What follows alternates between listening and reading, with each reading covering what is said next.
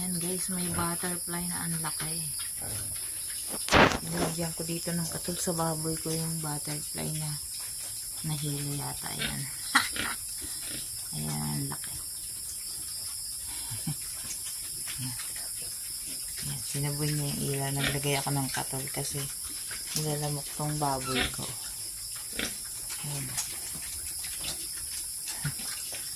Ayan, nahilo-hilo na yung butterfly.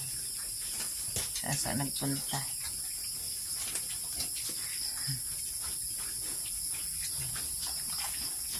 Na-snack ko sila ng banana. Ayan ang butterfly.